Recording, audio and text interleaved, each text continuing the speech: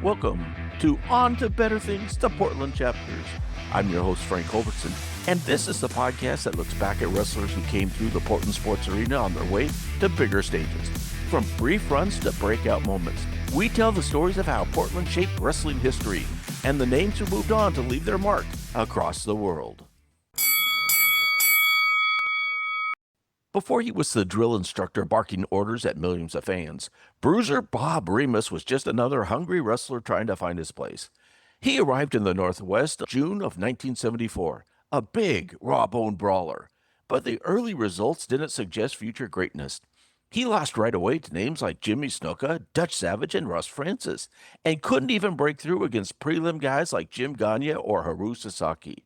After a brief run in Vancouver, he came back to Portland later that year and started to click. He picked up wins over Jim Bailey, Matty Suzuki, Rocky Montero, and even avenged earlier losses to Snuka and Savage. Teaming with the masked mauler, Luke Brown, he began to find his footing in main events. Of course, the biggest turning point came after he left the territory.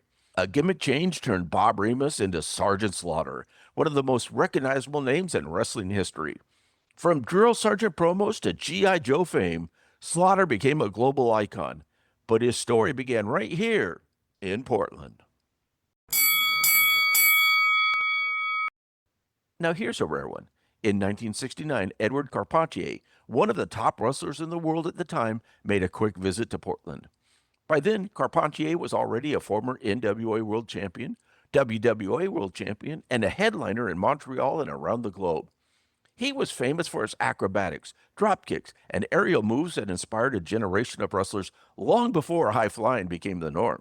In March of 1969, he was traveling constantly. Toronto, Chicago, St. Louis, Detroit, Omaha, Kansas City, Indianapolis, and then the Pacific Northwest. He appeared in Vancouver first, defeating Frank Shields, then came to Portland for a battle royal and a singles victory over Ivan Kamaroff.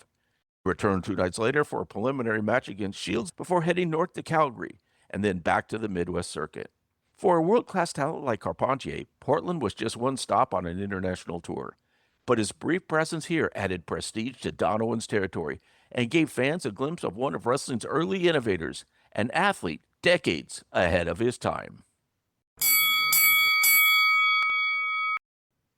Finally, we look at two men whose family tree helped shape the entire landscape of professional wrestling, Afa and Sika Anoai, the patriarchs of the great Samoan wrestling dynasty. Their story begins in the early 1970s in California, where legend says the brothers would jump into the ring or attack wrestlers as fans until Peter Maivia took them under his wing.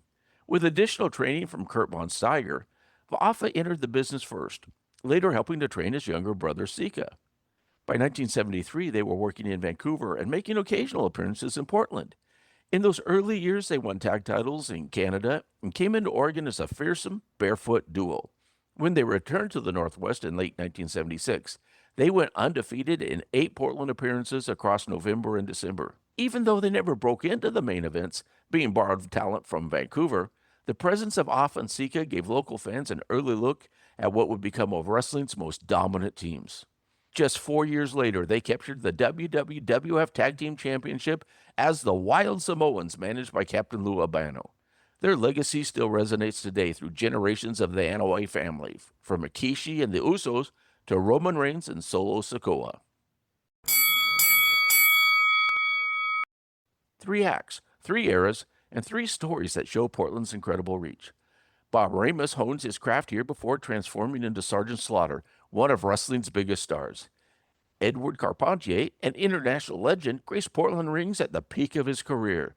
And Afa and Sika, the Wild Samoans, laid the groundwork for a dynasty that continues to dominate wrestling today. These are the stories of wrestlers who came through the Northwest before moving on to better things. This series is based on the Encyclopedia of Portland Wrestlers by historian Mike Rogers, and it's available now on Amazon. I'm your host, Frank Culbertson, and this has been On to Better Things, the Portland Chapters. Be sure to follow the show on Spotify and Apple Podcasts so you don't miss a single episode. And new shows drop every Friday.